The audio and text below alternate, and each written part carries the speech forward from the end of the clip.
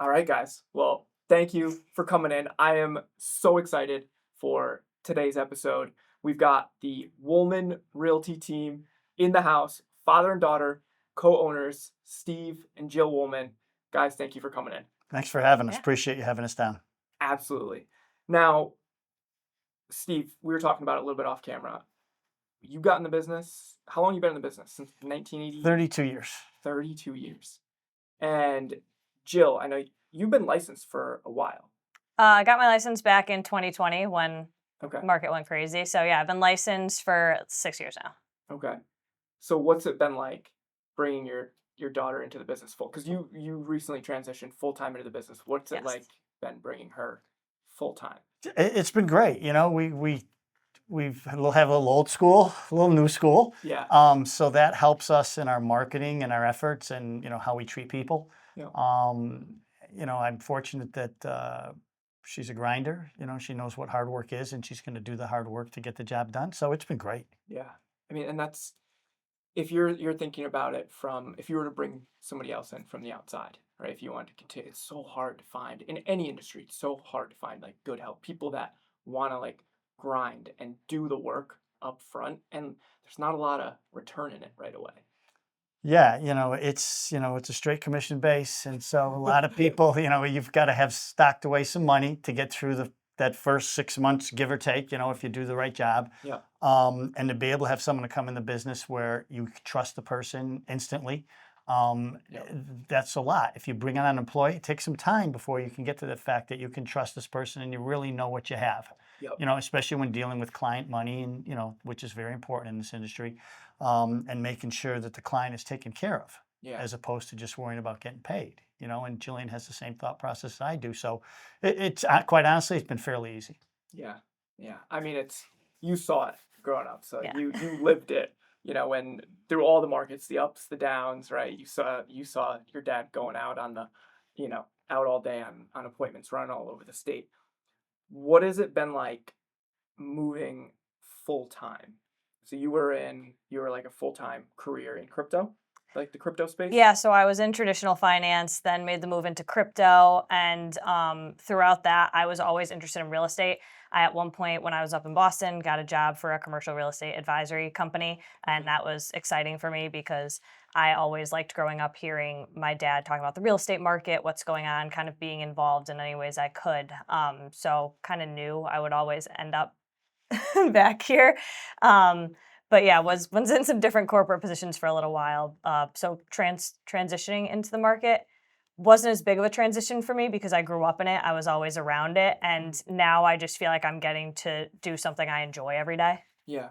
Yeah. So the plan, so it always was the plan. Like you always wanted to get into real estate, like specifically work with your dad, or There was never a plan. This was never a set, Okay. But it was always in the back of my mind. It was always something I enjoyed. When I was in college, I double majored in marketing and finance, and specifically signed up for an elective financial course on real estate. And I remember even back then, like being excited for that course because I just knew I liked it. But then, you get job offers. I end up moving up to Boston, so the path kind of veered and then found its way back. Yeah. Awesome. I love it, guys. So today's episode, we're diving into starting and growing a Yep. family business, career transitions, which we touched on, and all things real estate. Yep. But before we kind of get into like the business side Yeah. of things, I want to start from the top. So, Jill, you went to Mercy High School. Yeah. Right. So grew up in Berlin, went to Mercy High School. Mhm. Why Mercy versus Berlin public schools? Was it like a school system thing, or? I think it was more so my mom and my uncle, cousins on that side of the family had gone to Mercy Xavier. They all grew up in Middletown. Okay. So it was kind of always on the table of possibly going to Mercy or Xavier. And when it came to that point, my parents, kind of let me decide. At the time, sports were very important, so that definitely came into play there. Yeah. But also thinking future plans, after talking to guidance counselors, Mercy seemed like a good spot to get me into some colleges that I was interested in at the time, because I ended up going to Fairfield U, which was a Jesuit school, but they had a good connection with Mercy. Yeah. So, well, Gaetano and Vito, they didn't go to to Fairfield. They went to prep. Yeah.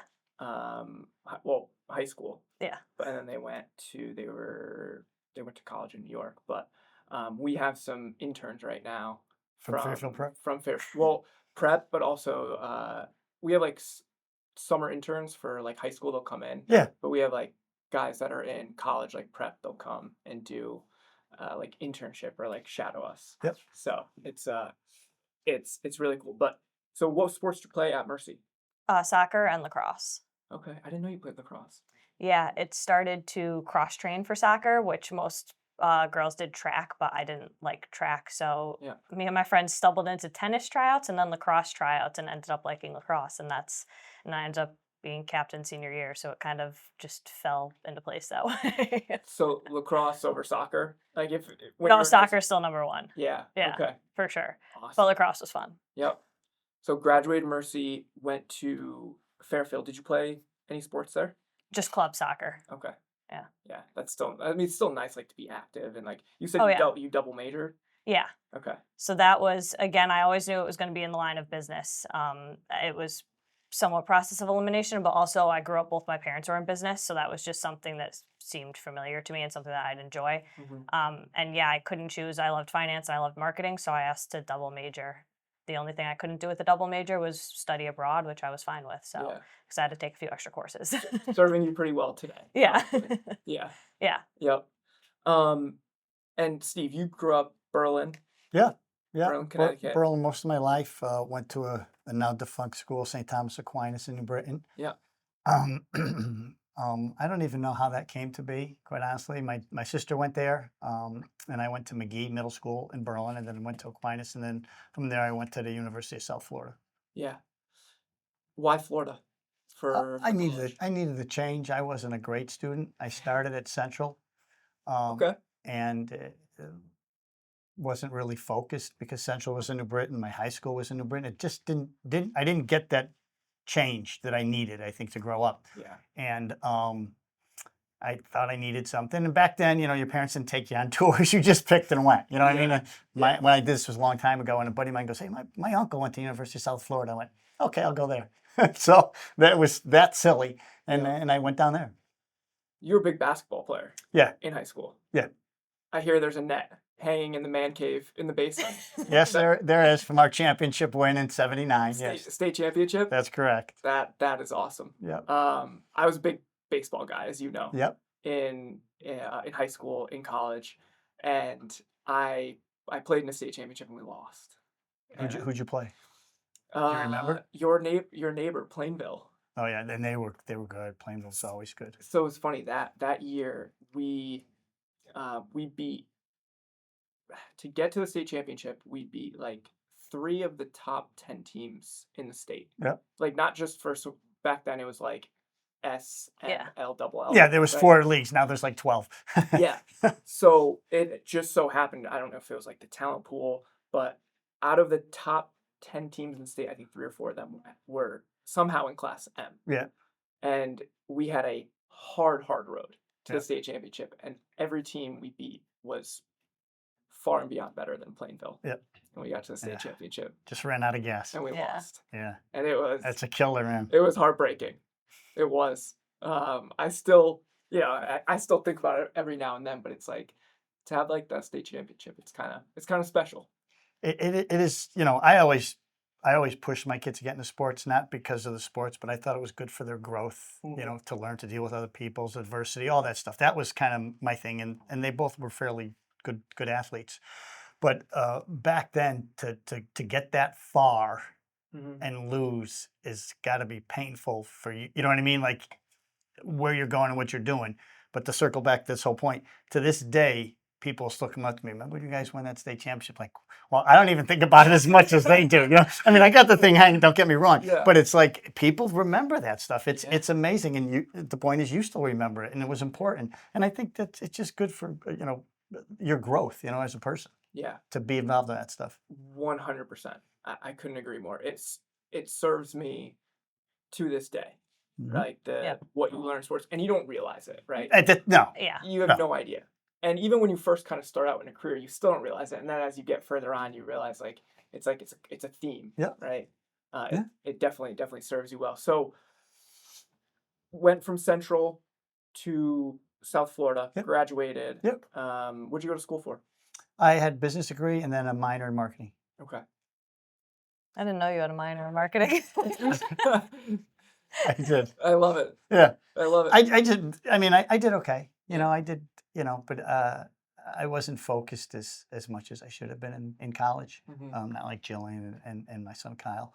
A little different times back then too. You know what I mean? It was really, you know, get the degree, have a decent GPA, and then go, you know, kill it. Yeah. You know what I mean? And now you won't survive unless you're, you know, having a good college education and a good GPA. It's just a different time back Yeah. then. And also, like picking, like now, picking the right path, the right like It's what hard. you're getting your degree in, and it's changing so quickly Yeah. with like technology. It's like when you were going to school, you go to school, you have a decent GPA or good GPA, and God, Tyler just popped in behind us. Oh.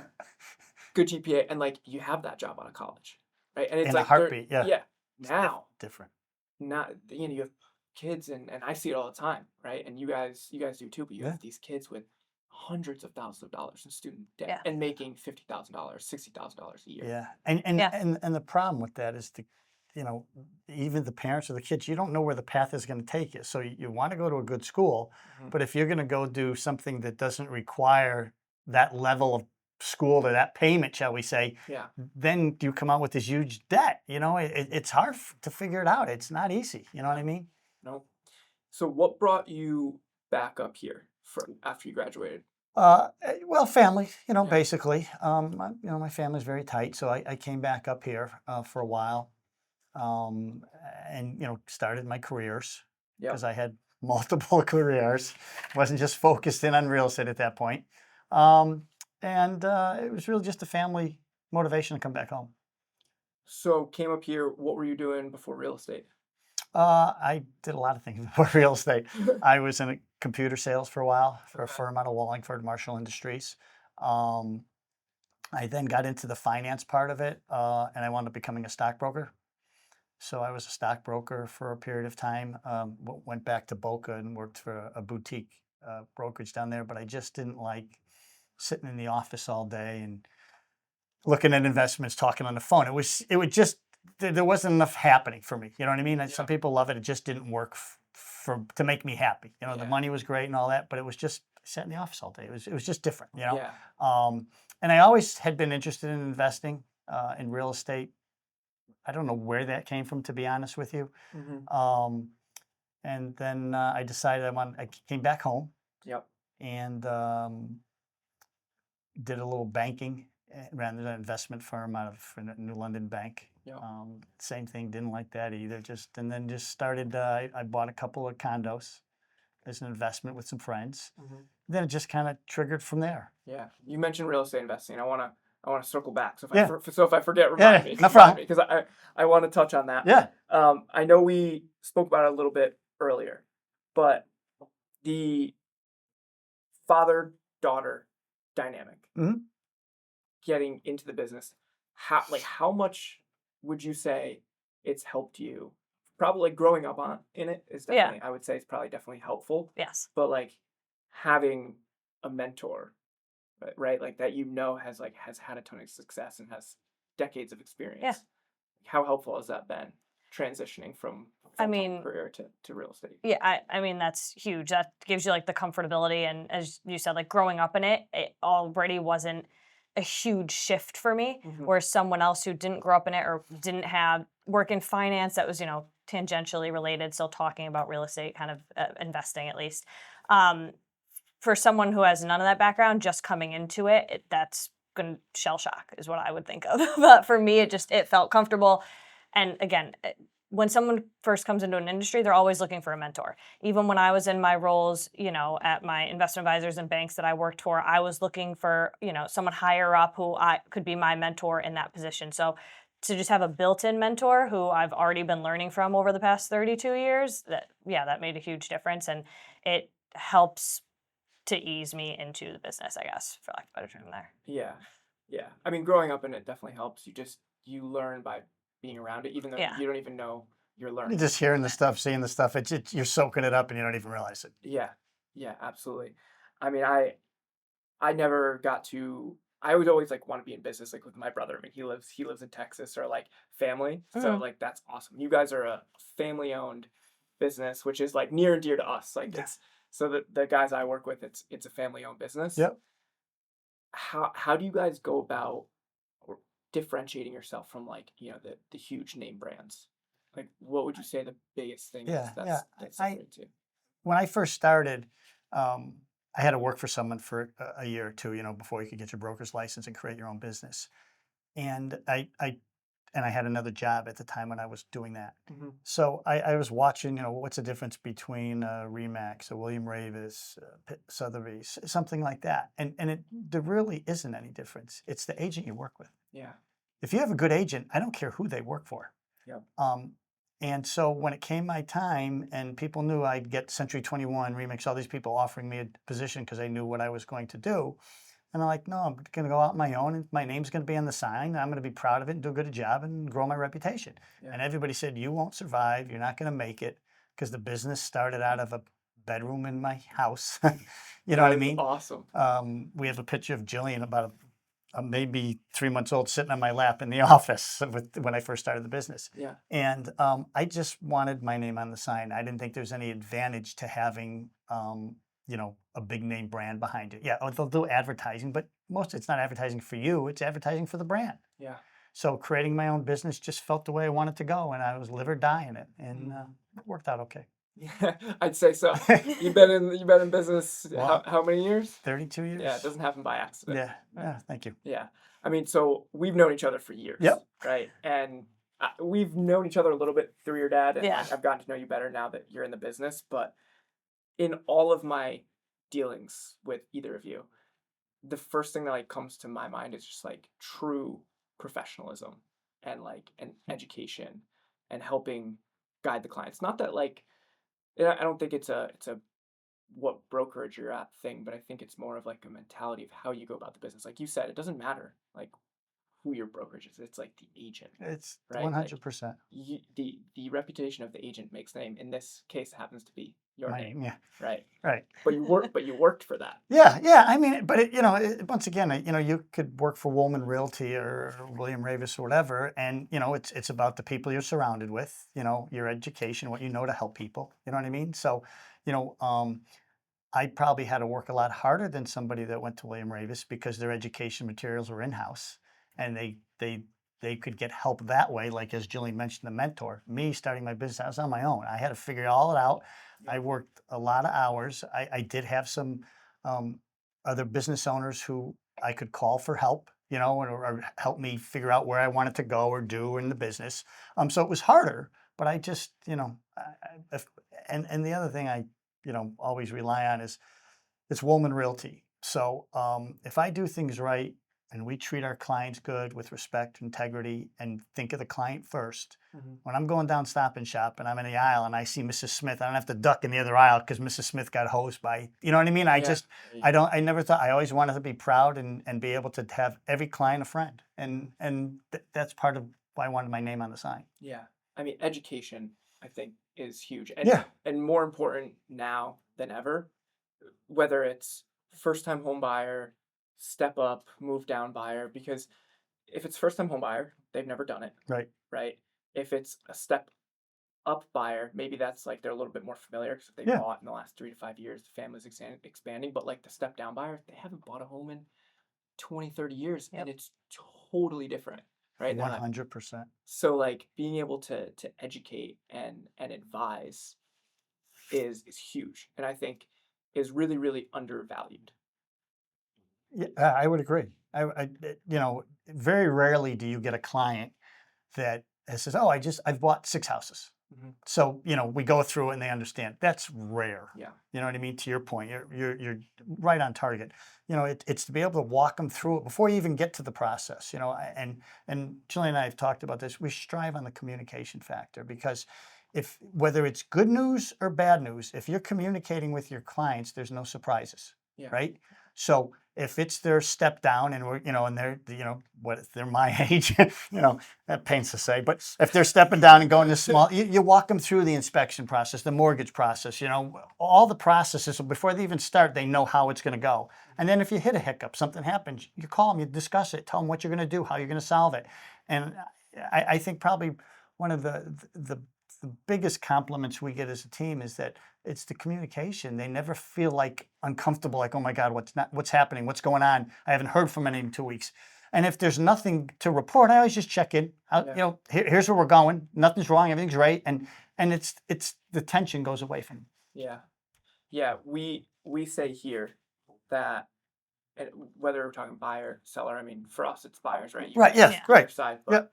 an educated client is a confident client. Confident client is a successful client, right? Yeah. Because if they don't have that confidence, the confidence comes from the education. If they don't have the confidence getting them to where they need to be, whether it's like a buyer needing to place competitive offers and they don't know the market, you Yeah. do, or a seller like where it needs to be listed. But Yeah. if it starts from the education piece, that's what brings like the success, whether it's like buying or selling. Yeah. Yeah. And you guys, and quite honestly, you guys, the reason I like working with you folks here is because your communication is also top notch.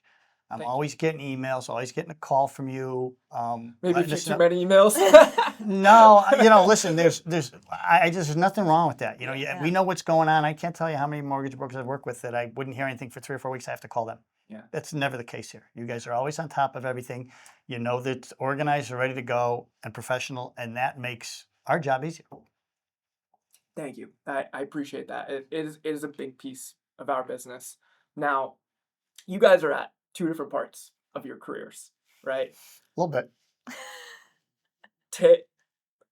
Tail end might not be the right word, but for lack of better term. Shorter years are in front of me than behind me. Yeah, Yes, yeah. all right, go ahead. Towards the end, just starting. Yeah. What's the plan for the Wollman brand? Is that something you guys have discussed? Yeah, I think, I wanted her to be comfortable, what I Yeah. mean? Because, she's coming into a business operating, there's a lot going on, a lot of moving parts. Yep. But, first of all, she's smarter than me, so I don't have any concerns about that. That's never a doubt. She's got business sense that is great. I know she's going to grind it. I have no concerns with her, how she's going to handle the business. So we're kind of a transition period right now. So probably in January, she'll take over the day-to-day stuff, which is the stuff that I don't want to do, but you have to as a business owner, the Yeah. bills, the marketing, all that stuff. She'll take over that. But I'm sticking around to handle the clients. I love working with buyers and sellers. And part of the reason that I never really had a large office of agents is because I didn't want to manage a ton of agents. I wanted to work with the buyers and sellers, and I still love doing that. So as long as she'll have me. Yeah. So if the boss gives me my papers one day, I guess that's when it's over. But the plan is to kind of give her the running operation in January, Yeah. and then I'll just stick in and help out the clients. Yeah. Awesome. How does that feel for you? We're out That's of time.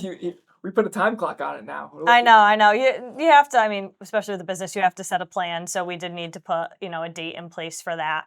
But quite frankly, yeah, I'll take on day-to-day operations, but the two of us are still gonna be working together for like the foreseeable future, which is part of the reason why I kind of love doing this. Like not a lot of people get to work with their parents. So it's pretty cool. It's a nice, like, obviously it's cool to be teamed up with your dad. And when the time comes for me to take over all the operational stuff, I'm ready to do it. As you said earlier, I'm ready to grind. Yeah. And in the meantime, yeah, we'll both just keep helping our clients. Maybe down the line, if I'm able to grow the business, bring on a couple agents. As my dad mentioned earlier, I'd be looking for people who I could really trust and who also want to hustle and work hard and grind. But it would Yeah. be great to have a couple other agents come on just so that I can be certain that me or myself or another agent are available to our clients 24/7. Because we are a very client-first agency. We're very client-focused. So I want to ensure we can keep up that level of service. Yeah.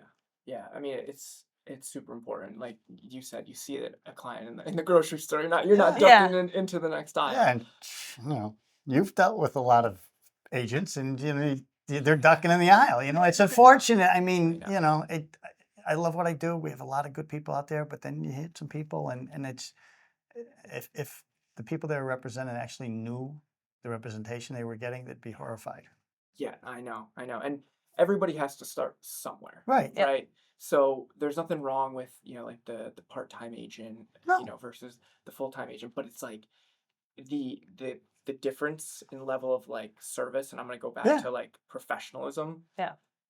And like how you can get the client from point A to point B is like it's night and day. Yeah. Because there's a ton of agents that are part-time, maybe they do a transaction here or there, and you probably run into it all the time, like, oh, my brother's sister-in-law is an agent, and they go use them, and they're 2 years down the road, still haven't found anything, Yeah.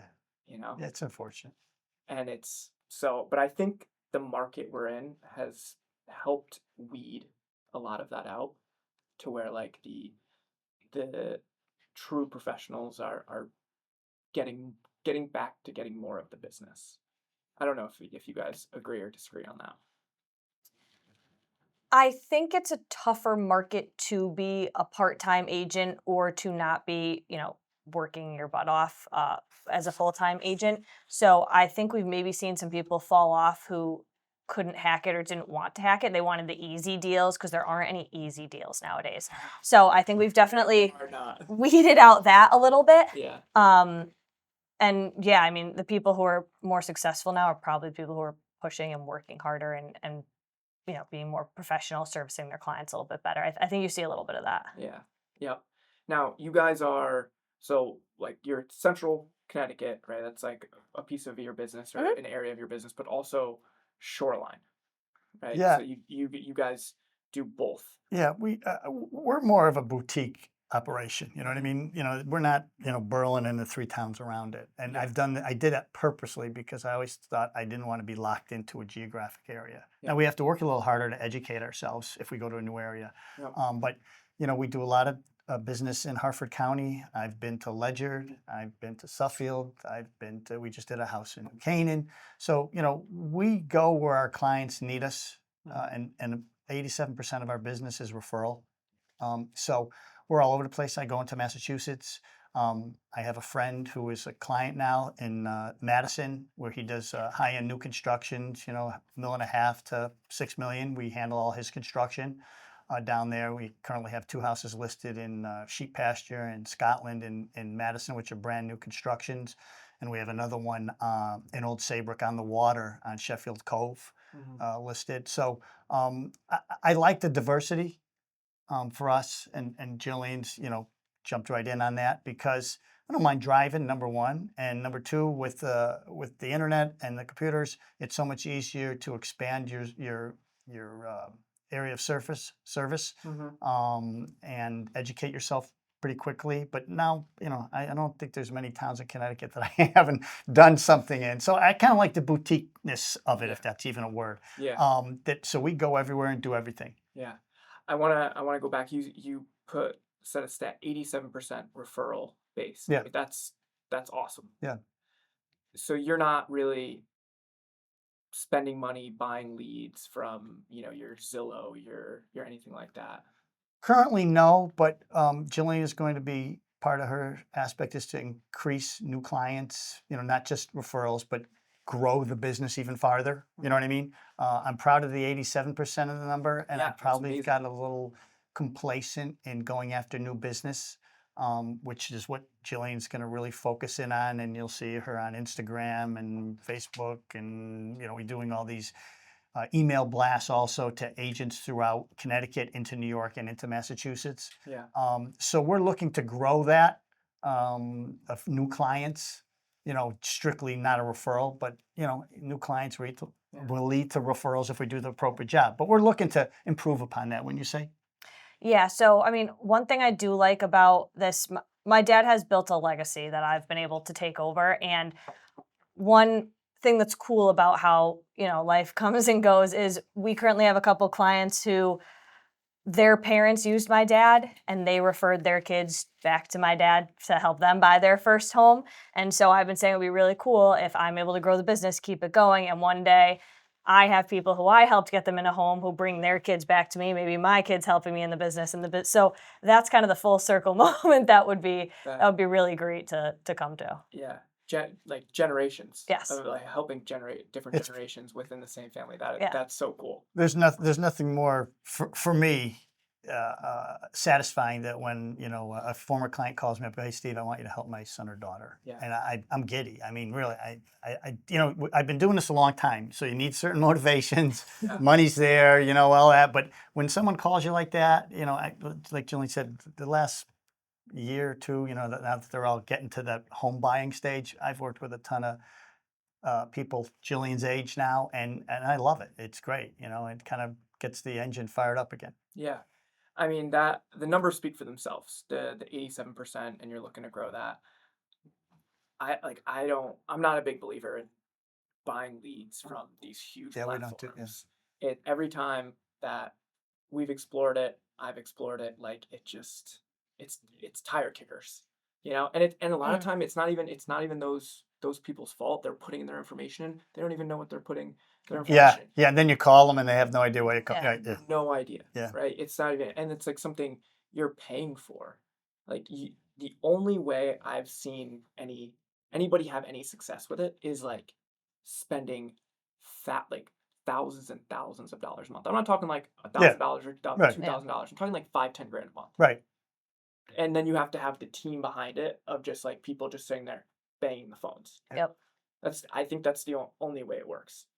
Yeah, I don't ever remember me buying leads from anybody. I just, networking, whatever, and Jillian's exploring other opportunities for us to get our name out there. You'll notice that our Instagram feed has gotten spectacular compared to when I controlled it. Yep. I'm having people come up to me and always mention what's on there, and she's looking for other avenues to increase that area. Mhm. So there'll be some trial and error. There'll be some mistakes. Yep. But I think now that she's new in the business and hopefully has 32 years in front of her, that she'll find other avenues that I didn't. She's more in tune to what's happening right now as far as that avenue. So she'll find something that'll work. But yeah, buying the leads, I don't think I've ever done that. I can't ever remember doing it. Yeah. I mean, it's combining like the experience and getting really, really good at the basics Yep. with like also what's currently going on. Like Yeah. you had mentioned, like, her exploring other paths, whether it's like past like your database, like Yep. we call it database mining, Yep. right? Yep. Like you have Yeah. 32 years Yep. of a database. Yep. Oh yeah. And that's referral leads Yep. that you can tap into, and it's high quality. So that is awesome. Now you guys do some nonprofit work, Yeah. right? Is that, I know you had told me about it previously. Mhm. Is that in the state of Massachusetts or is it in Connecticut as well? Both. Okay. Both. Can you touch on that a little bit? Yeah, Jillian just started working with one of them, so why don't you talk a little bit about that, and then I'll back up. Yeah, sure. So, typically they'll, we've had a few organizations that my dad's worked with over the What is is it multiple? Is it one organization? What's the name of the organization? multiple different organizations. So I don't know, do we want to say like the Yeah, I would prefer You that don't we'll have to. just talk Yeah, generalities because that's they're the fiduciary responsibilities. But Gotcha. that's what I figured. Totally fine. But yeah, a couple different types of organizations. A couple currently that we're working on helping to find group homes in Connecticut and Massachusetts, different towns. And then another organization where we're actually looking to help them find like a retail space down on the shoreline to build out a piece of their nonprofit business that they're going to be, that they grew out of the current lease building that they're in. So we kind of, one thing about us being client focused is when people come to us, when referrals come to us, we do educate ourselves and we figure it out and we try to help them in the best way we can. Mhm. So obviously nonprofits have referred us to other nonprofits, and we just kind of keep helping them as best we can, whether it is the group homes or the retail space or whatever they need. And my dad's been helping nonprofits since the beginning. So he probably has 25 years. A friend of ours, actually kind of a cousin, Joe Kask, was on the board of directors of one of the firms, Mhm. and they needed to buy some real estate, so he had me take care of them, and then kind of the referral thing. And I don't know how many clients we work with now, but it's grown over the last 25 years, buying homes and retail space and day programs for handicapped people. I recently was the president of one of them, and the board of directors. So we're pretty entrenched in that market because it's you really have to know what you're doing there because of the complication of dealing with the state and the funding and all that stuff. It's a little more complicated, but I like it because you're helping some people that need a little bit of help. So it's Yeah. kind of cool. Yeah. Yeah. And the That's awesome. search parameters obviously will differ greatly Yeah. for the certain, not just the group homes, but the certain types of people that will be in the group homes and how the home needs to be situated to best accommodate their needs. So it's again something that over the years, from his knowledge and what he's helped pass down to me, that we have a more intricate understanding of what houses could work and how for different groups and different organizations. Got it. So on more of, I'm just gonna separate the two. On Yeah. more of like the, I guess you could call it residential side, helping these nonprofits find properties that would work as group homes to help Yep. the people that. Helping the disabled clients, correct? Yeah. Yes. Yeah. Okay. Very cool. And then on like more of the commercial, it's like finding the space for like the nonprofit. Yeah, Business. sometimes Yeah. their office, and sometimes they'll have a location for where the folks who live in the group homes. Mhm. They don't just sit there all day. They bring them to another area, and like a rental space, retail, could be industrial or whatever, and they'll Yeah. go there and they'll learn skills and help themselves. So it's a little bit of all that, Yeah. leasing, buying, the whole full spectrum for them. Yeah. I think it's so important to be involved in the community in our business, real estate, Yep. mortgage. And I mean, what better way to do it? Yeah. You're helping people that really need the help, Yeah. right? Not that like other clients don't, it's just in a different way. Right. It's Yeah. like helping you, be ingrained in the community, which is super important, not only for like, doing the right thing to help people, but like grow the business as well. Yeah. Very Yeah, cool. Yeah. definitely. And you work with some new development. Is the new development side of the business mainly on the shoreline, or is it in different areas of the state? I've done a couple of projects, locally, but recently it's been mostly shoreline high end Yeah. for the new development. A company by the name of Atlas Construction. Okay. Mike Picardo owns that, and he builds one hell of a house. I mean, he builds it like he's living there, and I know people say that, but I mean that. And when even though my name's on the sign selling the house, his name's on the build, Yeah. I walk away from that and I know there's no issues. It's always a clean, beautiful home, and I have a little pride in helping him and him helping me. It's a good team. What's his name? Mike Picard. Picard. Yeah, I always see like the social media videos of the new construction builds. Yeah. I went down a rabbit hole. Yeah. One time recently, and it was like home inspectors going into these new builds and just like, Yeah. I'm like, oh my god, like, Yeah. and it's like a $900,000 price tag, a $1.2 million price tag, and the lack of like quality and detail and attention to detail is. You would be amazed Yeah. at some of the stuff. And I don't work with some builders because of that, because it's still, even though I'm not the construction guy, I'm selling the product. If I'm not happy with the product, I'm not going to represent them. You know what I mean? I just can't do it. Yeah. But I mean, when I first met him, quick stories, he says, "Hey, I want to, show you a couple houses that I built." I'm like, "Okay," and so we show up at this one house. We walk, doors unlocked. It's a $2 million home. And he's walking through, "Yeah, I built this house for them like 6 years ago."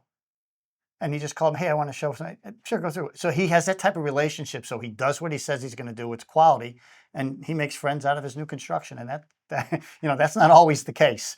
And so I guess the point is the trust that they had in him to build him a quality home has paid off, in the end for him also. But the fact, the connections and the referrals, it's kind of like the same system. Yeah.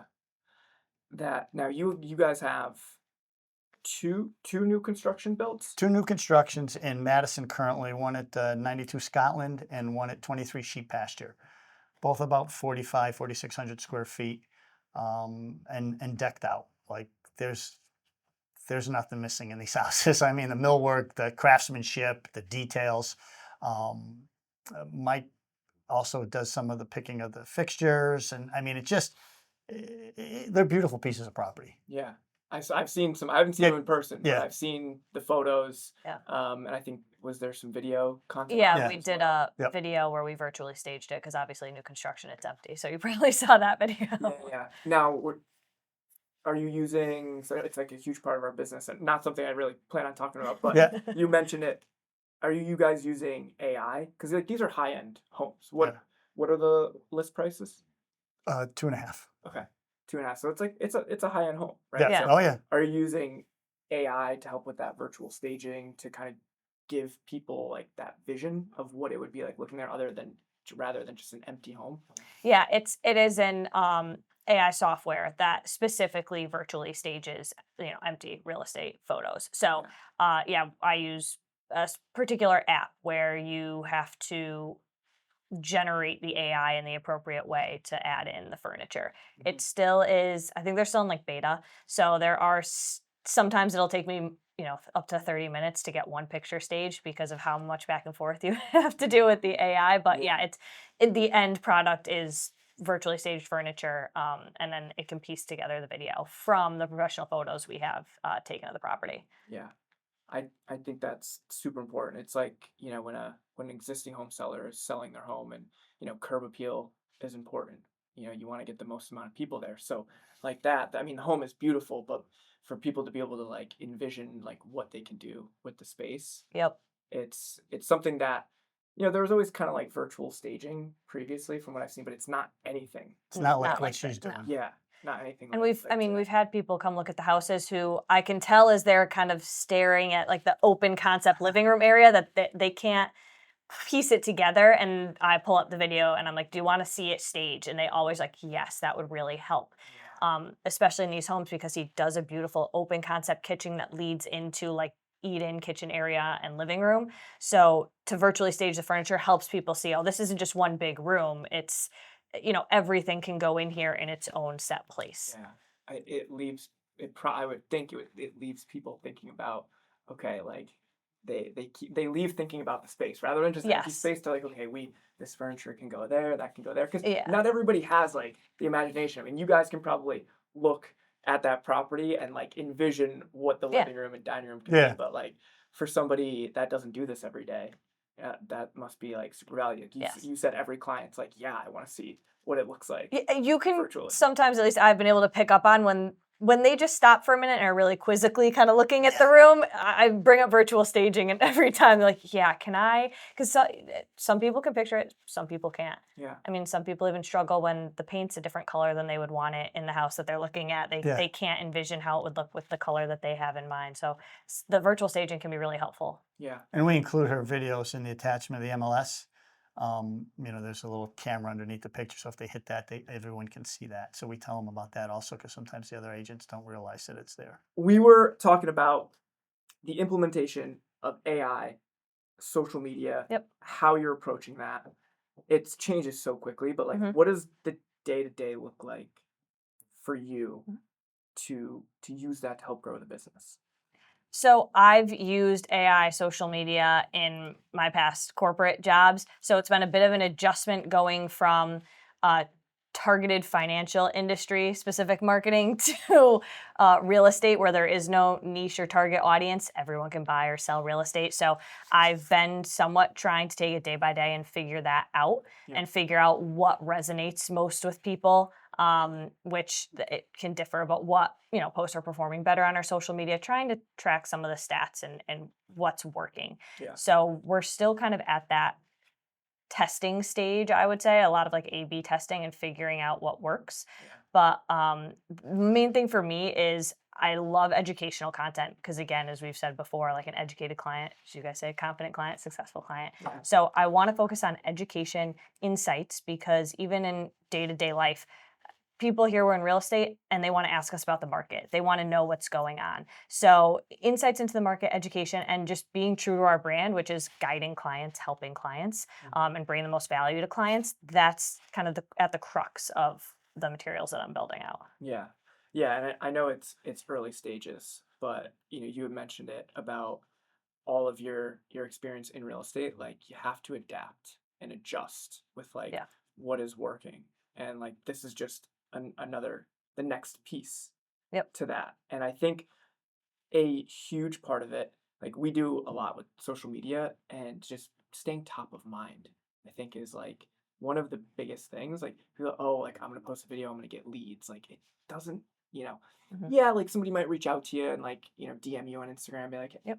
and then that starts the conversation. Maybe that turns into a client, but it's like when you're on social media consistently, you're staying in front of your sphere of influence. Mhm. So when real estate needs come up, they think of you. Yep. And I like based on what I've seen, like that's exactly what you guys are doing. Yeah, the most important thing is the cadence of it. So just making sure we have something, at least on a weekly basis, say for a grid post, Mhm. possibly more frequent than that for stories. But yeah, just keeping our name out there. Yeah. Awesome. Now, for transitioning to the market, Mhm. right? Mhm. In Hartford County, do you guys have any bold predictions for the next 12 to 24 months? I mean, so we've seen a big spike from just March to April in terms of activity and inventory. And typically, seasonality wise, we've seen about an 8% increase in inventory coming into April. And then we typically see um, the largest median price increase in May and June. So I'm predicting we're going to see the market continue to heat up, especially with, I think Realtor.com came out with it, and a few other folks that were posting some data about Hartford County, Connecticut being one of the hottest real estate markets predicted in 2026. So I saw that. Yeah. that article coupled with these other typical seasonality stats and what we've just seen over the past month, I think we're going to continue to see more inventory, more price increases, and the market's going to stay hot. Yeah. I mean, it's kind of a recurring theme over the last 3 to 4 years. It's like it's not exactly the same, but it rhymes, right? It's a lot of the same. It's price increases, it's multiple offers, and Yeah. you're expecting that to continue. Yeah. Obviously, I would agree. Yeah, in Hartford County, I don't think that's going anywhere. No, not anytime soon. Yeah. Now, where's your biggest client pool right now, would you say? Is it like first time home buyers, step down, step up buyers, or sellers? Mix. It's Ours is always a mix. Yeah. You know what I mean? We don't get locked in. I mean, Julian just did a first-time home buyer seminar, which you were part of at our office. Yeah. So we're doing that. But I mean, I'm trying to think. I'm working with someone now who's getting a second house in Connecticut, bought a house in Florida, coming back to Connecticut. They're retired. Mhm. We're working with, off the top of my head, a couple, 3 or 4 new home first-time buyers. Working with some people who are stepping up, and then we also do some of the commercial. And we're working on 2 projects in Massachusetts and another 2 projects in Connecticut for nonprofit. So I mean, Yeah. we very rarely, at least in what we do, that we have a pocket. It's usually very broad, and we're working with a bunch of different people all the time. Mhm. We don't focus in on one group. And the reality of it is whether you're helping someone buy $100,000 condo or a $2.5 million house, it's a big investment. So you got to be focused in, locked in. And I like working with who's ever doing it. You know what I mean? And Yeah. treat everybody the same. And that's why we get that 87% referral base. Yeah. You told me this story and it stuck with me. It was like well over a year ago. I don't know. We met for lunch or something one day. Yeah. And you were telling me like treat every client the same. Now their needs are a little bit different, right? Right. You have to adjust Yeah. for that. But like as far as the level of service you provide them, you're like, I treat the $200,000 condo buyer and the $1 million home buyer, they get the same level of service. Yeah. And you were telling me a story how somebody who bought that $200,000 referred you to their family member who bought a $1 million Yeah. property, right? Yep. Yeah. And Happens all the time. yeah, but like if you take that transaction less seriously than the $1 million one, like that's not how you get 87% referral based No. business. And you got to be comfortable, I don't want to over dramatize, but when I look in the mirror, I can't be like, oh, they're only spending 200. I don't care. That would be horrible. Yeah. I treat everybody the same, and so does Jillian, and that's kind of our thing. You know what I mean? So it doesn't really matter. We're here to help you, get you the best deal, and hope that it works out that at the end of the day, our side's happy. You know what I mean? That's the goal. And Well, to that person buying the $200,000 condo and the person buying the $1 million home, it's the same importance. Yes. Correct. To each person, 100%. Yep. Yeah. right? So why should they? Yep. Like you would never provide a different level of service, right? And to your point, the demands are different, Yeah. But every transaction is different. Mhm. Some buyers need more attention to make them feel comfortable. Some buyers will be like, "Yeah, Steve, I'm good. We're good. We know what we're doing. You know, Yeah. we've done this 3 or 4 times. You know, you helped us before. We're good." So it just the levels of demand vary. You know, sometimes the million is more demanding. Sometimes it's less. It just really depends on the client, and that's what you need to adjust for and do the same job for everybody. Yeah. I love that. Are you helping Jill with that of like, it's almost like kind of like, because sometimes people don't always like tell you their needs. You kind of have to like figure it out. Like, who Yes. needs that more attention? Yes. Yeah. Who like doesn't want me to text them or call them daily? Like, they don't want all of that, Right. all of that constant communication.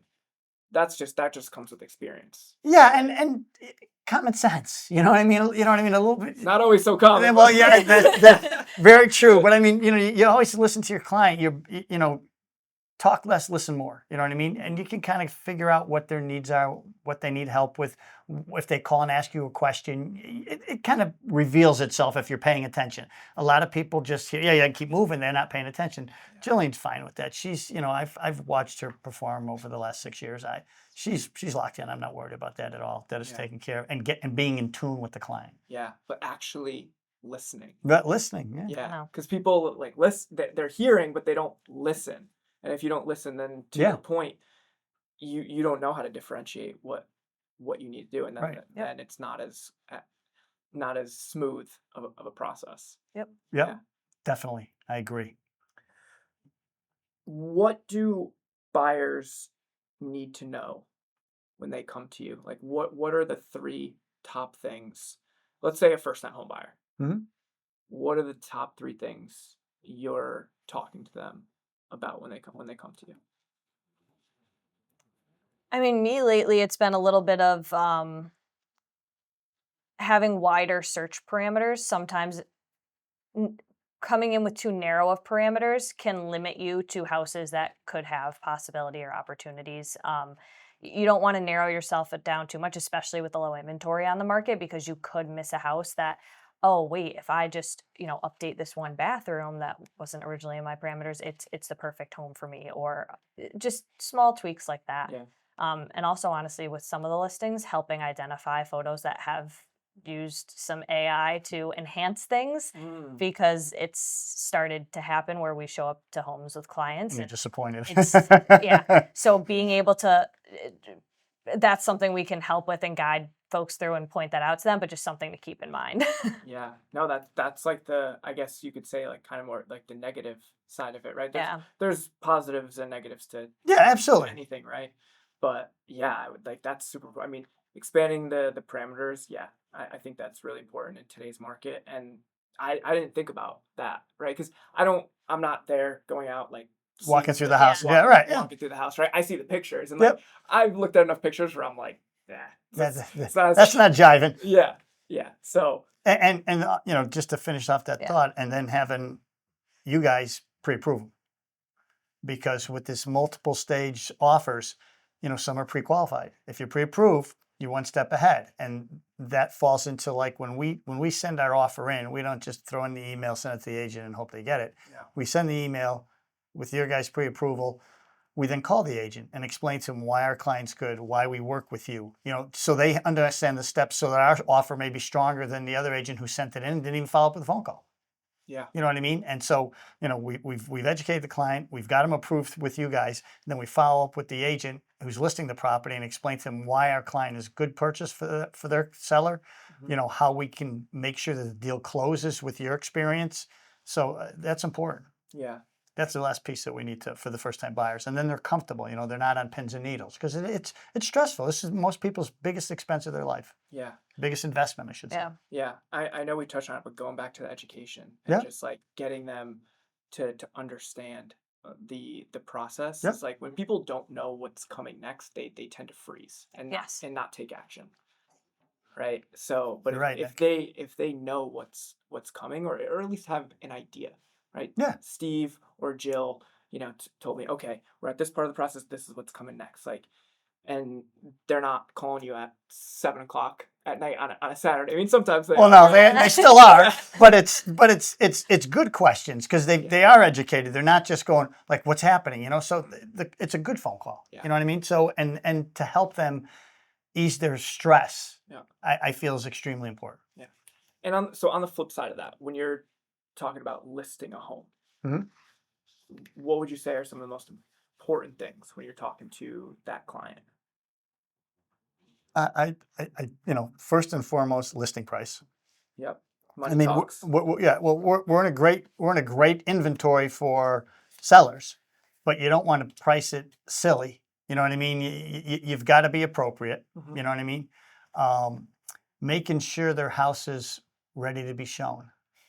I gently walk through the house and talk to them and explain to them why this needs to go or that may need to go, or certain things within the house, the structure that it'll look better when we walk through. Yeah. And then lastly, I discuss with them, to me, is that just because we get an offer doesn't mean we have to take it, Mhm. right? I'm going to explain to my client what I like about the offer, and I'm going to explain to my client what I don't like about the offer. That's why we negotiate back and forth. And if in the end it's a negative, then we pass and we move on to the next offer.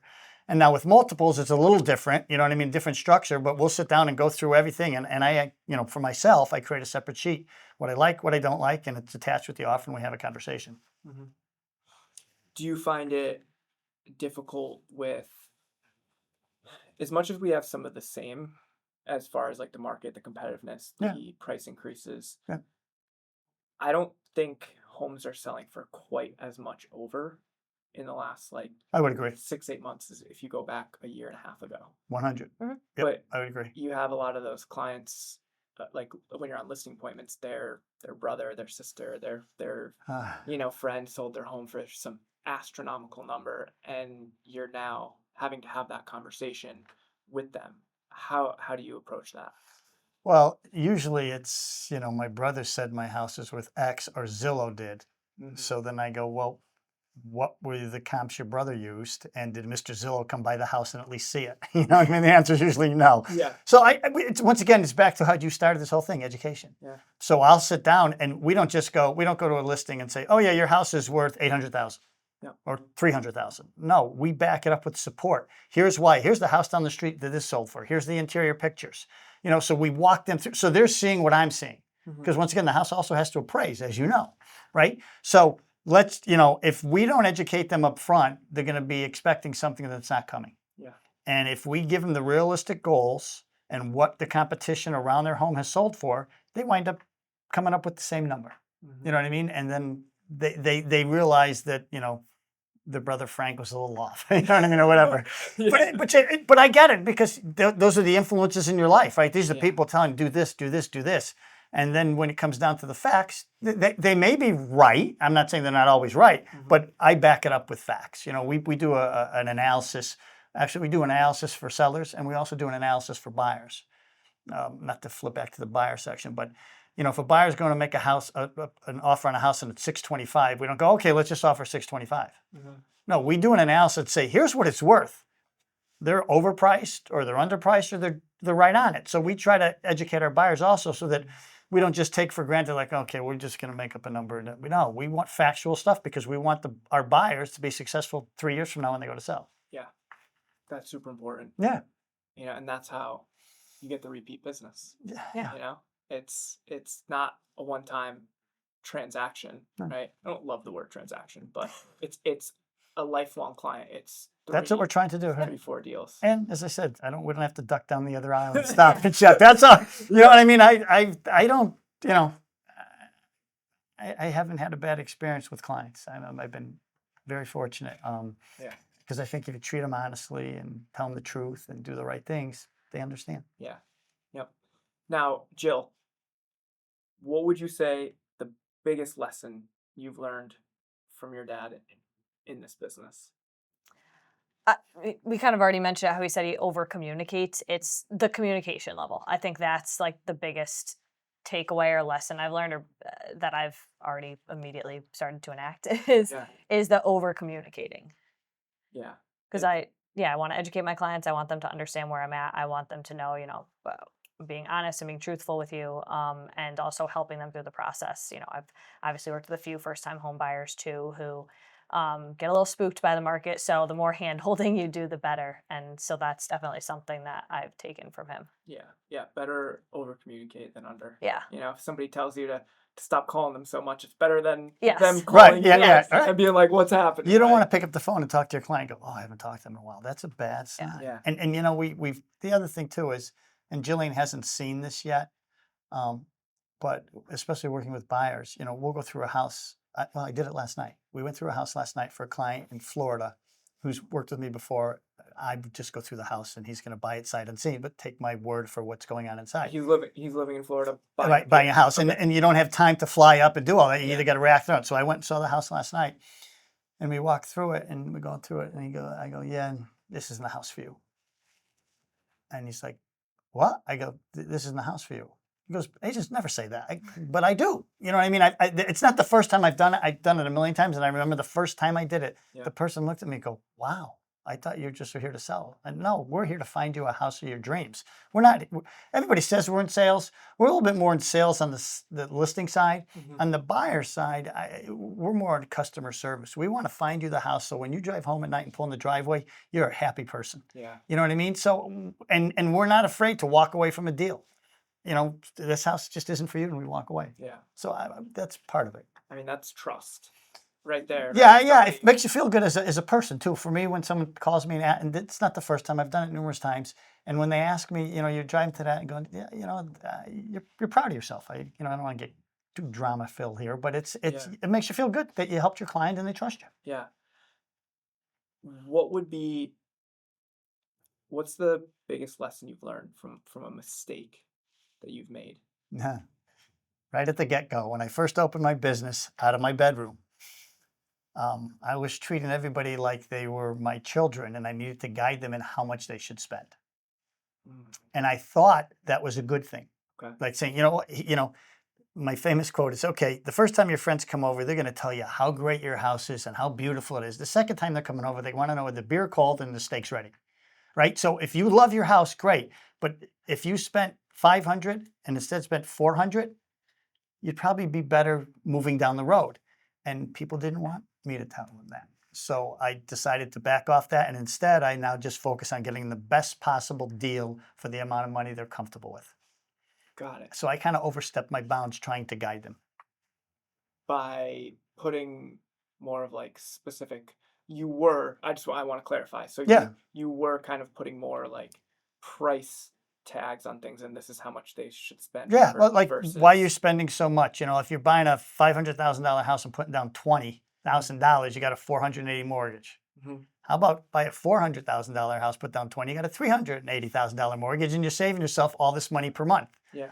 They didn't really want to hear that, and I did it a lot. I adjusted. I didn't lose any clients, but I had to make that adjustment, and I was a little surprised by the response. When I thought I was doing them a good thing, but I find out what they're comfortable with. We talk about the numbers, because it's one thing for you guys always, give us the numbers. So say it's $3,000 a month, and we'll talk about that. And then I'll say, okay, if you're comfortable with that, so am I. You know what I mean? I don't want to tell you what to do, but here's the house you get if you spend 25.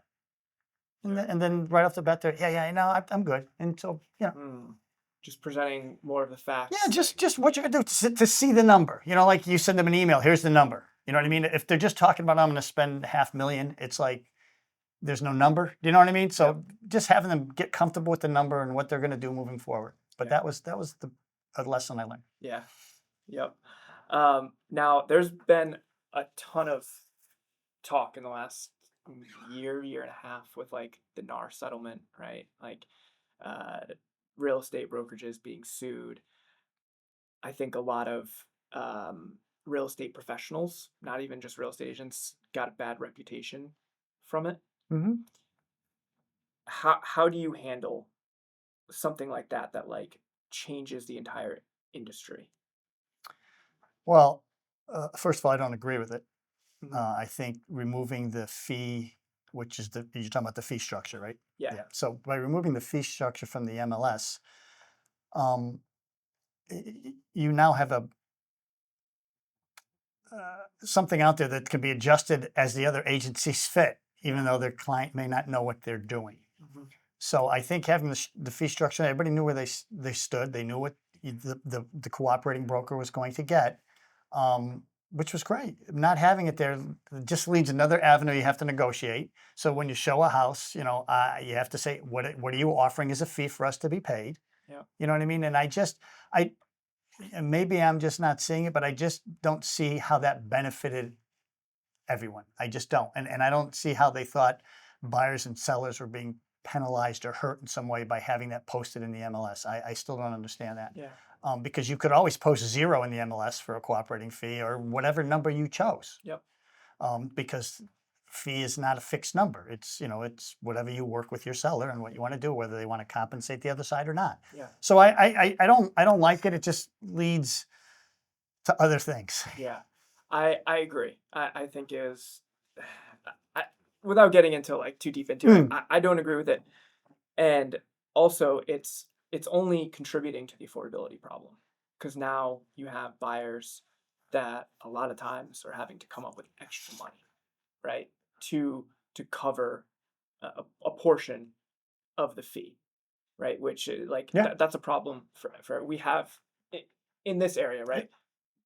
A lot of people would say there's an affordability problem, especially for like the first time home buyers. Yep. And that this only adds to that. Yes. Yep. So yeah, I would totally agree with you. Yeah.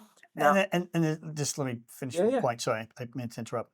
I also feel that number now, people are feeling empowered because there's not a lot of listings. So that number can be whatever it may be. If we get back to a normal inventory, they're not going to have that power because you're going to want that buyer to come to your house. Yeah. So let's just say, you know, there's a house in Monroe and their cooperating broker fee is a point, Yep. 1%. Mhm. That's what their office has chosen. And then the buyer has to come up with the balance to pay the buyer broker. Yeah. Well, when you have a bunch of different houses to go to, you're going to offer a better cooperating fee because you're going to want that broker and that client to come to your house. Mhm. So I think it'll change a little bit. Yeah. Not the rules, but how it's handled when we get more inventory. Yeah. I would love to see that happen. Yeah. Yeah. Everybody just Yeah. knows where they stand, you Yeah. know. Yeah. And you know, the seller has always had the power to not offer anything. Yeah. You know, it's been up to the seller. Yeah. It's another hoop to jump through. Right. Yeah. It's another hoop to jump through, and it's making things more expensive for the consumer. Yes. Yep. Right. Which we definitely don't. We don't need that. No. No, we don't need that. Now, I know you guys, I don't know to like the full extent, but you both invest in real estate personally. Yeah. Could you talk the viewers through how you look at investing in real estate from like a wealth building tool? Like, I guess your philosophy on it. Why don't you talk a little about the flipping and Yeah, I could do that. I mean, first thing in terms of holding real estate investments, I just have a quick stat here. From 2017 to 2023, their U.S. home price growth was 35% was the median increase. So there is data to show that, you know, holding real estate, if you get the right deal, get the right price, can help you to accumulate wealth and accumulate value. It's why so many family offices still have a large chunk of their holdings in real estate, even despite new like venture capital investments and crypto investments coming out. The real estate still holds a big piece of their portfolios. And I mean, I personally live in a condo that I bought and flipped that hopefully is what will help me to, in this market, afford a home. Yeah. So it is a way for people in this market that's unaffordable to, potentially get a foot in the door to help them grow some wealth and be able to afford a different home that they might want down the road. Yeah. I mean, I think it's so important, being in the industry we're in, to be a participant in what you're doing, right? Whether it's like owning a home. And if you're not at the stage of like you can't afford a home, I'm not saying like any real estate professional should go out and buy a home if they can't afford it, but like owning a home or investing in real estate, like you'll learn things as you're like, how much did you learn from doing the flip? Probably a lot. A lot. And we had done a couple flips prior to that. And we do the work. Yeah. So we learned a lot. Yeah. And and quite honestly, what we learned from when we first started it, we built something, or you can walk into a flipper's house and see the difference between what a flipper does and what we do. I mean, we put quality into the house, but we did a couple of condos. And so then we got to hers, we knew what we were doing. I mean, she's 80% return already. Like if she was to sell today, she'd probably get an 80%. Wow. You know, but we were in there for 6 weeks, you know, after work at night doing our thing. Yeah. But I mean, that experience is invaluable because you have a client looking at a fixer upper. Like, Yep. like I've done this how many times? Yep. You know, and it's like Yep. you can help advise on that. Yes. You know, and it's like that's not something you get by selling homes or helping buy homes. Like you actually doing it yourself. So yeah, that's awesome. And that's in Glastonbury, Yeah. right? Yeah. Yes, it is. Yeah. Great market. Yeah, it really I is. love Glastonbury. Yeah. So that was a flip for a condo. Mm-hmm. Do you mind sharing of like what other real estate you own? Like I don't know Yeah, no, specific properties. Yeah, but- I've owned numerous condos in state and out of state. We own our office. So our office I bought uh, 13, 14 years ago, give or take something around that. And that was a gut that I did, and my brother-in-law Larry helped me, and we gutted it down to the walls. Yeah. Everything went except the hardwood floors. And then I have 3 other tenants in the space. So that has been a home run for us. Yep. We were profitable year 1, you know, because we got it at the right price, and the sweat equity, we were able to build it up to do that. And I'll hang on to that, and kids will get it at some point. Yeah. It's one of those things, you know, it's an investment, it's making money, but you know, you deal with the tenants, you deal with the maintenance, there's all things to do with, you know, we've owned a bunch of different stuff. Yeah. More because your office obviously that's commercial. Mixed use, Okay. because I have a tenant up in back, a residential tenant too. Oh, nice. So you have the commercial up front. Obviously, I've been there. Yeah, we have a commercial spot in front, which is my office. Yeah. Then we have a warehouse, and then we have office space, and above the office space is a tenant, residential. Awesome. And in the past, you said condos. Yeah. Any other commercial or residential? No, we've owned different residential stuff, but I haven't got heavy into the commercial because I struggle with it a little bit because I have commercial clients always looking for stuff. Yeah. So I kind of made a decision that I wasn't going to keep the good commercial stuff and to call them and get them the B list. That just didn't seem right to me. You know what I mean? So I found a great deal. I'm going to buy it, and then I'll find you something else. You know what I mean? So Yeah. that's one of the reasons why I didn't go more heavy into the commercial, because I just felt uncomfortable with how I would handle it. Yeah. But obviously been helpful when you are dealing with those. Oh yeah. It's I'm an owner occupant, you know what I mean, so to speak. So when we do stuff, I have some knowledge on, the good, bad, and the ugly. Mm-hmm. Yeah. Now, real estate, it never turns off, right? You're not working a 9 to 5. You're kind of always on call in some way. How do you both manage that? Now that you're full time in the business, Mm-hmm. is there a system or a structure that helps you guys manage that? Go ahead. I mean, I grew up with on vacations, like be quiet in the car, dad's on a call. Like it's at all times. And my dad picks up the call like, hey, like, sorry, I'm on vacation. They don't say, oh, no problem, hang up. Like it's the client, they need something. So I've grown up kind of seeing him and that kind of being my norm of the constant phone calls, constant emails, constant work. Mhm. So I just kind of like stepped into that and I'm good with that and just kind of run with that. Yeah. So there's not really a system. The system is that if our clients call, one of us is there to help. If they need to see a house in 2 hours, one of us is there to show it to them. That's the name of the game. Yeah, I mean availability is really important, but you got to make sure that you're not getting burnt out. But both you guys are looking at me like I don't know what that is. No, I mean I've always I just it still goes back to the most important purchase of their life usually. And if someone calls you, you got to answer the phone. You can't listen. If I'm at a wedding, I'm not picking up the phone in the middle of the wedding. I'll call them when it's over. You know what I mean? Yeah. But for the most part, and when I go on vacation, I usually let them know I'm going on vacation. So I'm a little nuts about responding quickly. So my thing is, if I don't get back to you in a day, I'm probably in the hospital or dead. So, so I'll usually, like on vacation, I'll usually return phone call unless we're negotiating a deal, Nick. If we're negotiating a deal, if I'm in a wedding or we're somewhere, you just step out and take the call. That's it. But general, I'll get back to you at the end of the day. I usually set it when I'm on vacation 4 to 5. I'd have the laptop out, taking care of issues, small stuff, whatever. But if we're negotiating, it's 24/7. Yeah, speed matters. Yes, it does. Yeah. It matters. It matters You know more that. now, even. It seems to get people don't. People just want it now. Drive-through food. Everything's got to be quick. I need a quick answer. So if you don't adapt, you die. And so that's people's attention span is so much shorter. right. Even from like when I was growing up. Oh yeah.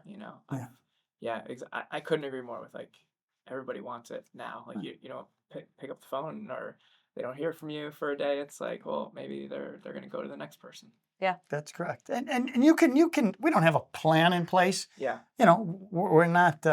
It's not like we're only doing real estate 100% of the time. That would be ridiculous. We still have our fun, do our golf, do our skiing, whatever we're doing. Yeah. But we're not going to let you go a day. It's just not going to happen. Yeah. That was my next question. When you guys aren't just dominating real estate, what are you doing? What do you think about? I know you guys both love golf. Yeah. And a lot of golf. You're part of a country club in Berlin. Shuttle Meadow. Yeah, beautiful. I love it. I've played there a few times. Yep. So outside of golf, anything else that you guys are doing? I still ski. He used to ski. Doesn't as much anymore, but I definitely ski and golf are what I would do outside of work. Yeah. I used to ski growing up. I golf now, but I don't know. It's 18 holes is a long time for me. I enjoy it. I get to hole like 12 and I'm like I'm done, right? Yeah. Get me out of here. That was great. 12, yeah. Yeah. But I do like getting outside. Yeah. Yeah. Awesome. Now you are getting married soon. Yes. Right? Coming up. That might be the wedding where if a deal is going on, we might not be able to step out and take the call. I can. It's true. You don't have to share a date or anything. You're good. Is it in Middletown? Church is in Middletown, ceremonies in West Hartford, so all local. Yeah. But yeah. Awesome. Are you excited? Yeah, we're about a month out, so we're getting close. Oh my goodness. Showers this weekend at Shuttle Meadow. Yep. So a lot going on. Yeah. And you guys were engaged for how long? We got engaged it was the first week of June last year at Shuttle Meadow. So there's a theme. My fiance also likes to golf. We proposed her on hole number 2 on the green. Oh, no way. Yeah. That was pretty cool. Yeah. Hole number 2. I've only played there twice. So the first one goes straight down, right? Yeah. And then the second one comes straight back to the clubhouse by the patio. Okay. You know where the putting green is? Yeah. Right past the putting green. Wow. Yeah, it's pretty cool. That's beautiful. Yeah. Country club has its privileges. Yes. Membership has its privileges. Yeah. Is that a commercial For us? Yeah. Can we do that? They should sponsor you. Yeah, they should. Right? I love it, guys. Best advice you've received in this business, whether from your dad, from another real estate professional, a business owner, what would you say that is? Yeah. It's from my dad. And it's to over communicate. You don't have to say that just because he's here. Yes, she does. Yeah. Go ahead. It's the over communication with clients, just keeping them abreast of all the moving parts and where you're at in the process, and making sure that they hear from you. Okay. Yeah. I'm gonna stick with you. What's your favorite part of being in business, being a real estate professional? Favorite part. So I love getting to see the houses. I love getting to see new real estate. I enjoy going on showings. I enjoy going to open houses. It always interests me.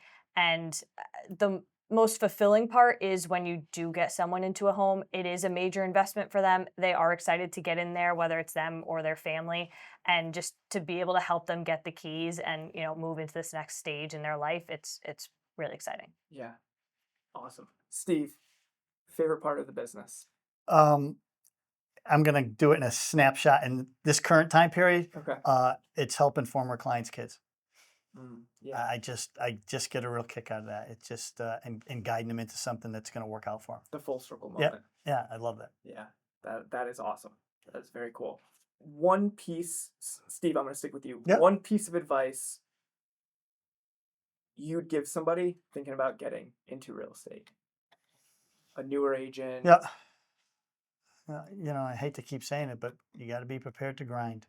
You know what I mean? It goes back to what Adorna had told me. You've got to put in the hours, and that doesn't mean showing up at the office and sitting there for 8 hours. It means working. You know what I mean? It doesn't, you know what I mean? Everybody, in the old days, oh, I was in the office for 8 hours. Hey, you read the paper. You know what I mean? It's actually working. You know what I mean? And you can learn the finance game. You know what I mean? You can learn the other aspects of it. But if you're not willing to put the time in, it will never be successful. So would you say that ties directly into relationship building? Because you said you can't just sit in the office. Right. Yeah, absolutely. You have to find clients. You're new in the business. You know Yeah. what I mean? So it kind of the hours kind of dictate everything else. Mhm. You know what I mean? Yeah. And you have to be good with your hours and productive with your hours. Not just say, oh, I work 60 hours, but you really work maybe 20. You know what I Yeah. mean? You got to be productive. Yeah. Where do those over the course of your career? Yep. Where have you found like the best relationships come from? Oh, there's not one area. I mean, anytime I go to a party and someone doesn't know me and they hear real estate, they ask questions. Mhm. That turns into a client. You know what I mean? All the sporting events that I went to and watched my son and daughter play and meet those parents. Yep. It's everywhere. You know what I mean? There's nothing that I've honed in on. There's not a certain networking thing. It comes back to treating everybody with respect, answer their questions, and it comes back to you. Yeah. So there's not a certain thing that I ever used. I just optimized my opportunity if someone asked me a question. Yeah. Important, and probably followed up as well. Yeah, exactly. Exactly. The follow-up game is important. Yeah, Yes. that's really important. Yep.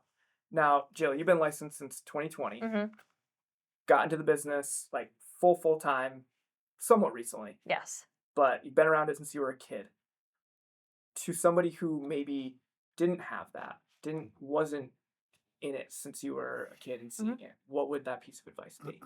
Best piece of advice you could give to a newer agent Yeah. coming into the business? Educate yourself. Okay. So like I said, I was around it all my life. I was able to soak it in. I was always interested in it. So I was following the real estate market. I was listening into conversations my dad was having. And even then I still educate myself. I still use the tools to look up like the market stats in, different areas that we're like helping clients in. Having that people come to you for your expertise. And so you need to build up that knowledge base to have the expertise to help guide them. Mm-hmm. Yeah. I couldn't agree more. If you're not continuously growing, educating yourself, somebody else is. And Yeah. they're going to do Yep. that job. They're going to have better insights Better than for you. your Yep, clients. 100%. Yeah. And maybe you guys might have the same answer on this. Okay. But what is the best kept secret or town or market that people aren't like? Everybody knows the West Hartfords, the Fairfields, the Glastonburys. What would you say one of the best kept secrets or a market that people could take advantage of or have opportunity in, I guess? Well, in Connecticut, everybody kind of knows the spots. Do you know what I mean? But if I look at it globally, outside of Boston, it keeps getting farther out because we do some work up there. Like you go out to Medford. Before Medford was non-existent. Now the rentals are through the roof. It keeps expanding out. And every time you go to Boston, there's cranes all over the place. So that would be my response, because in Connecticut, we've kind of tapped everything that we've tapped. You know what I mean? And you kind of know where you are. Yeah. Yeah. No, I mean that people are getting pushed out, right? Yeah. And Medford, Yep. 10 years ago, Was nothing. the median price was probably half All day, yeah. of what it is now. Yeah. Yeah. I think it's not a kept secret, but it's just something I noticed recently, that the new apartments in Bridgeport Mm, are $9,000 a month Yeah. for a 3-bedroom. I saw that. Yeah. So if their indication is correct, I don't know whether it is, I'm just going off what I saw. Yep. That means that people are tying into that to be close to the marina and to the train station. You could be moving farther up, up the merit that they may be attracting. I don't know. I just saw the number and it blew my mind. Yeah. They've been trying to do this for a while to revamp Bridgeport. I think there's still ways to go. Yep. But they're trying to revitalize it. Yeah. Well, it'll be interesting to see if they get the $9,000 a month. I mean, yeah. listen, it's right on the Marina. It's across from the ferry. It's a great spot. Yeah. But you could get an apartment in New York. Someone was doing a comparison on the news at like $8,000. Yeah. My son Kyle sent me a picture from Boston. Beautiful, like not a penthouse, but 30 floors up, all windows, $8,000. Yeah. So it'd be interesting to see if they get it. That Yeah. would Yeah. be an indication, which would be great for Connecticut. Yeah. I agree. But yeah, time will tell. Right. Yes. But that'd be very, very Right. interesting. Jill, any insights that you're keeping secret from your dad? I was going to say, I mean, we talked earlier about how Hartford County and like a lot of areas in Connecticut are on the top hot market list for 2026. It's everyone knows Connecticut. Nationally, right? Yes. National, yeah. So it's always been a place to come to. It's always we've kind of tapped into everywhere we could tap into. But to my dad's point, I lived up in Boston for 5 years, and I saw just in those 5 years the growth, like in and around Boston, and it has not slowed down. It has continued. So that would be an interesting thing to watch. Yeah. Awesome, guys. Well, thank you. I'm gonna keep that in mind. Okay. Well, Thank you. so I much. appreciate Yeah. it. Thanks so much. thanks, man. I man. appreciate it. Of course. Thank you so much for coming, guys. Yeah. That is a wrap. Mac, Yeah. thank All right. you.